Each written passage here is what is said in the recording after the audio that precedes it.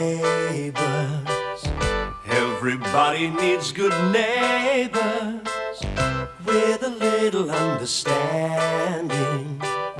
You can find the perfect blend. Neighbours should be there for one another. That's when good neighbours become good friends.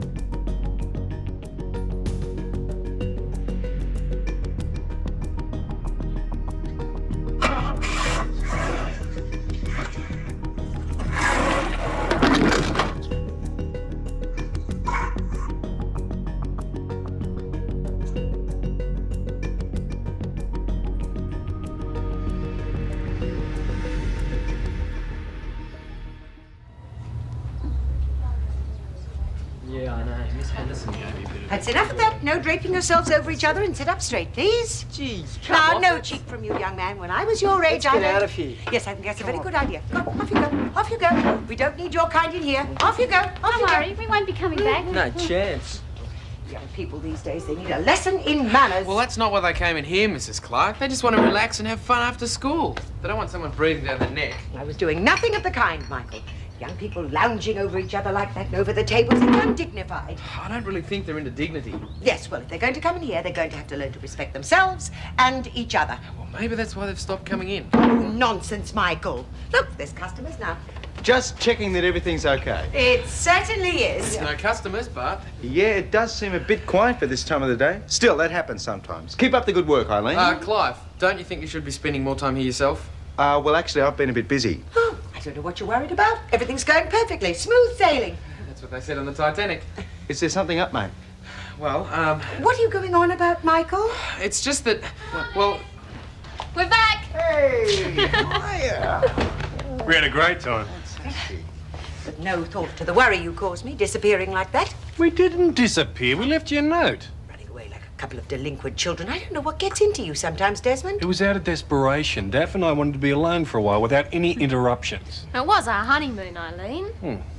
Anyway, how have things been here? just great. Yes, perfect. Everything's going perfectly. Eileen took over. I had another engagement. Oh, I didn't realise you had other things to do, Clive. Well, it wasn't your average run-of-the-mill type job. Oh, sorry, I haven't introduced you. Louise, this is Daphne Lawrence. Sorry, Daphne Clarke and her husband, Des. This is Hi. Louise Laurie. G'day, Clive's told me a lot about you. I don't believe a word of it. He exaggerates terribly. Don't I know it? Enough of this slander. Well, I'll tell you all about Louise later. Another day, another tacky tour. Oh, not another one. Oh, come on, Louise. Where's your sense of adventure? Tacky tour. Yeah, it's a new business I'm thinking of starting. Louise is my guinea pig. I'm not sure I find that description very flattering. I'm also heavily into neighbourhood market surveys on the animal population. I count dogs. What? Don't ask. See ya. See ya. There. I guess I shall thank you for taking over. Well, the responsibility was placed at my feet, so I shouldered the burden, put my nose to the grindstone and my shoulder to the wheel. Sounds painful.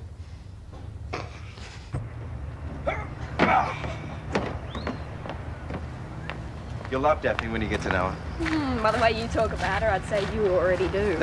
Do I hear a hint of the green-eyed Dennis? I don't think I've got anything to worry about. She has just come back from her honeymoon. And I feel as if I'm on mine. Is there anything I can do for you? Climb Mount Everest? Swim an ocean? Hang upside down from a tree? Now, what is it they say? The difficult I'll do immediately, the impossible may take a bit longer. You don't have to do the impossible to impress me, Clive. But We've got into this so quickly, and it's becoming a bit intense, and I just can't help wondering if... what? Have you just rushed into this because I remind you of Linda?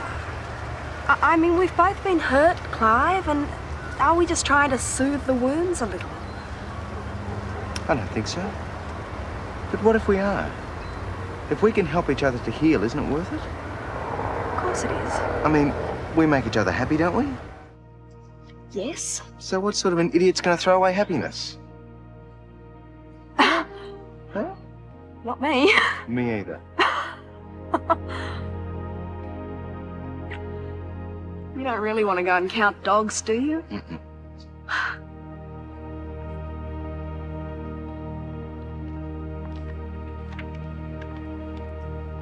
Vicki?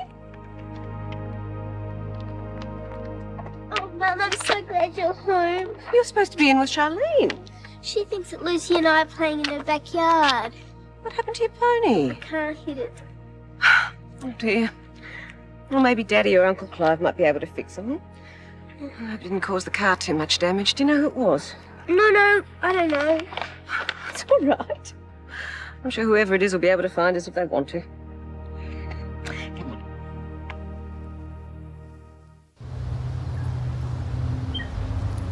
And Mrs. Mitchell has stopped carrying on about me and Lenny seeing each other. Oh, realised she was fighting a losing battle, hey? Yeah, I reckon. Considering that young lady's past history, I wouldn't leave her alone with a young man for a moment. Oh, great. Look who's here. And what would you like? Some information. I'm thinking of doing an article on this shop. Oh, an article. Mrs. Clarke, this is John Green, the editor of our school newspaper. Oh, you must be a very intelligent young man. I am. Yes, well, I think it would be wonderful for you to do an article on the coffee shop in your school paper. You might not think it's so wonderful when you read it. You're the old bat who's been getting up everyone's nose. I beg your pardon? Lay off, Greenie. Young man, you better leave. I won't be talked to that way. You've been getting stuck into a lot of my friends and I don't like it. This place used to be all right till you took over, now it's the pits. I think it's time I put it out of business. What do you mean? Wait and see. You're going to be very sorry for the way you've treated the kids. Well, I won't be daunted by the threats of some young hooligan. What can he do? Quite a bit. He's got enough influence over the other girls. And he's into leading causes. Save the whales, peace, conservation. That's why we call him Greenie. It's not really conservation he's on about this time, though. I don't think he wants to conserve the coffee shop, just the opposite. Oh, dear. Right.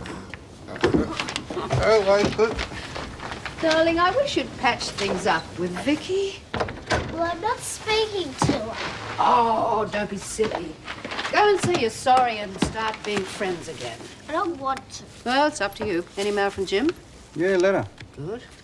Yeah, oh, hello. Postcard for Lucy. Hi, Lucy. And a letter from Bradley. You're doing okay today, aren't you?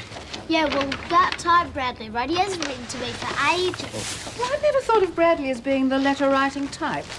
He's my fiancé. You should write to me every day. I write to him. Oh. Look, it's the lady with the torch. She always reminds me of an usherette. What does Dad say? Dear Lucy, I'm having an interesting time, but missing you all, especially my little girl. I won't be home for a couple more weeks, so be good till then. Love and kisses, Daddy. Well, he sounds happy. We'll read his letter together after dinner. I wish I could have gone to America. I want to go to Disneyland. Darling, I don't even think your father's going to get there. I'm bored. Well, you wouldn't be bored if you made up with Vicki. I never want to hear that name again.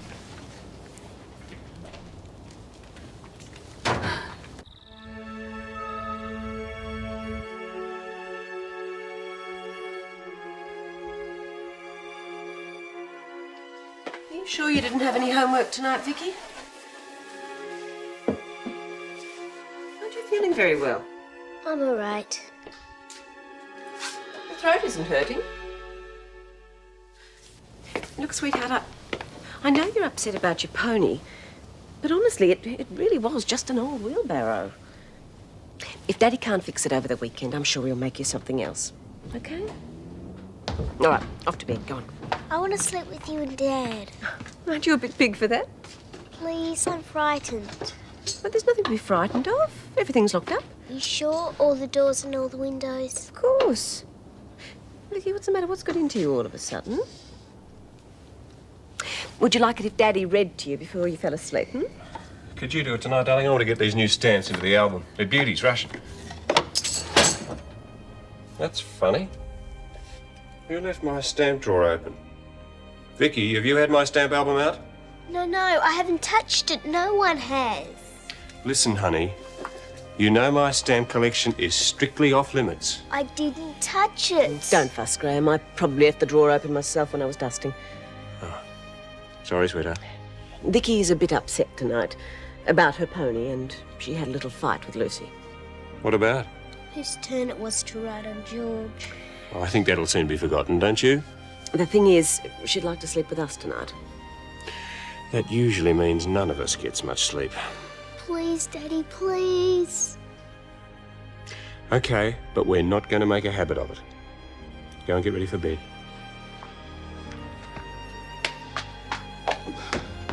She's in a funny mood tonight. She's had a rough day. She'll probably be all right by the morning. I hope so. She seems frightened of something. There's nothing to be frightened of here. How was the guided tour? Oh, we didn't go. Did you find a flat? Not yet. Looked at a few, but nothing I really want to live in. How's your brother and his family getting on? They settling in? Oh, they seem to be. Last time I looked, anyway.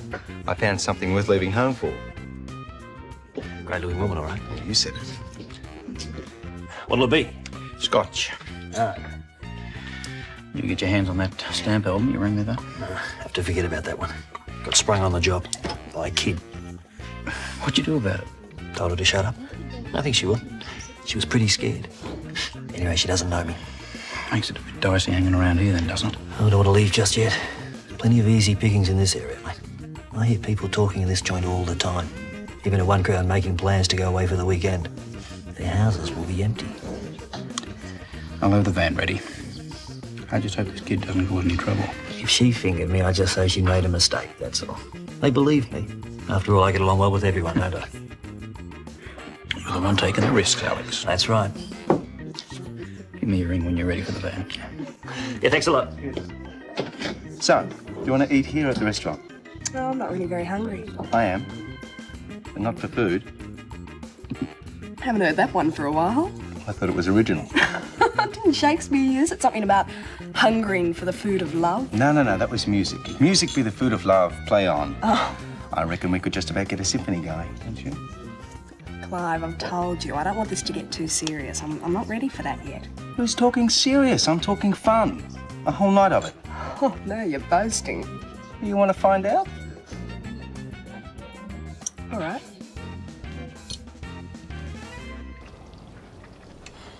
I think I should tell Daphne. She is not coming back to the coffee shop till Monday. I don't want to spoil her honeymoon. Now, I've asked you not to mention it. Please respect my wishes. But Greenie will cause trouble. He is only a schoolboy. Most of our customers are schoolboys. Besides, I think you should tell Daphne that business is dropping off. I don't want to do anything to hurt the end of their honeymoon. Now, not another word. Thanks for doing the dishes, you two. Oh, Michael and I are only willing to do our share while we're living here, aren't we, Michael? Yeah, sure. Just one big, happy family. You really think this boy, what's his name, Greenie, can really do anything to hurt the business at the coffee shop? Well, he's going to give it a pretty good try. He's a professional protester, and a lot of the kids at school are going to back him up. Well, I hope Daphne isn't coming home from our honeymoon to walk into a lot of problems. Yeah, well, Mrs. Clarke's the biggest problem. She's already scared off most of the kids from the coffee shop.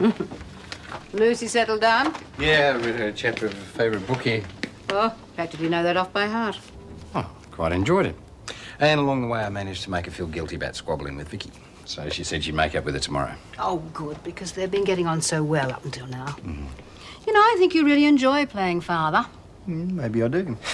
Not much fun for anybody else, though. Scott. I am sick and tired of all the things I am supposed to cope with as well as my schoolwork. Well, you don't seem to be coping with too much to me.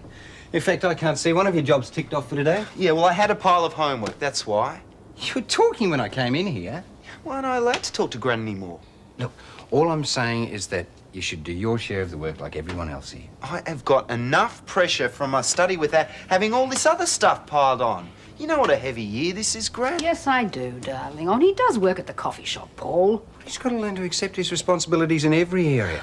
All I want him to do is a few jobs around the house. I don't think that's too much to ask. Yeah, well, you can stick it. He's becoming such a little rebel, and I don't think you should stick up for him either, Gran. Well, I can see both sides of the situation. I think you're both being unfair to each other. I'll be glad when your father comes home. Yeah, well, until he does, Scott better just learn to do as I say.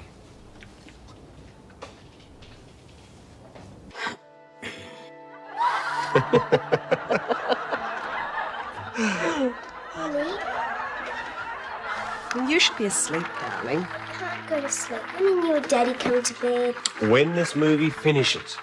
Now you go back to bed and I don't want to hear another word out of you. We're letting you sleep in our bed and that's enough. But I want you to come to bed too. Please, Daddy, I'm frightened. What on earth's wrong with you? Are you homesick, sweetheart? Yes, I miss George. I want to go back to the country. Please, can't we go home, please?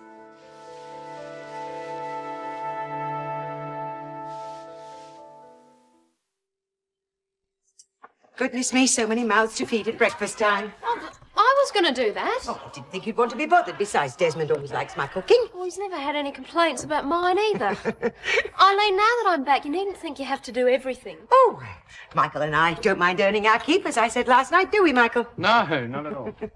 Besides, I was quite happy to take over the coffee shop when Clive was otherwise engaged. Was Clive really away from the coffee shop that much? Well, he was hardly there at all. I mean, he fell head over heels in love with that young girl, so it was left to me to hold the fort. Oh, with Michael's help, of course. And Scott Robinson, we all pulled together. And business was good, was it? Well, the situation... Come along, Michael. Sit down. Your eggs are ready.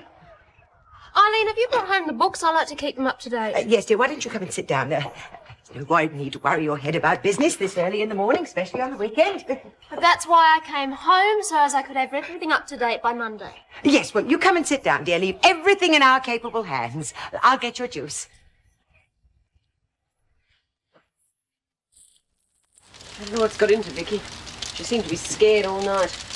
I wish she'd been scared stiff, then she mightn't have wriggled so much. I know, I'm worried about it too, love. Yeah, you look after the eggs. I'll give Clarke a call. She did have a lousy day yesterday. Yeah.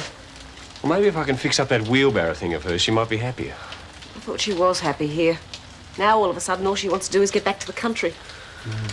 Well, at least she's asleep now. She'll probably be over the whole thing by the time she wakes up. You know how kids are.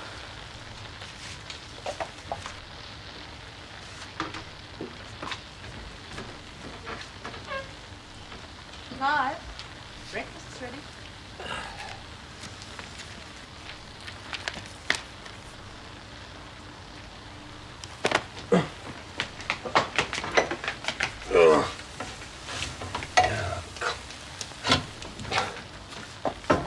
He's not there.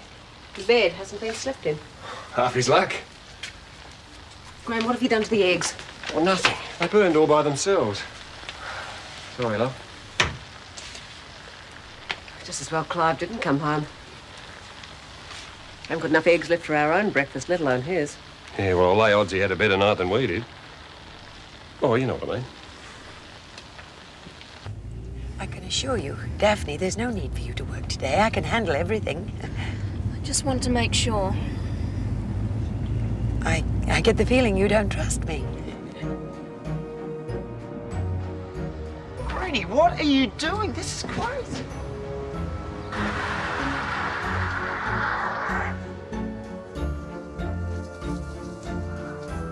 What's going on? Oh, no, it's Granny. The nerve of that young hooligan after I expressly told him to stay away. What do you know about this, Mum? Nothing. Nothing at all. Scott, what's all this about? Mrs. Clarke's got their backs up. Granny reckons none of the kids are going to use the coffee shop anymore. But they're the bulk of my business. Nerve of you, young man. I'll take a broom handle to you. Eileen, it seems to me you've chased away enough of my customers. Enough to send the whole business down the drain. I knew Louise was exactly what Clive needed. Well, let's hope she's what he needs to pull his head out of the clouds so he begins leading a reasonably responsible life. Don't be such an old grouch. Where's your sense of romance? You want me to show you?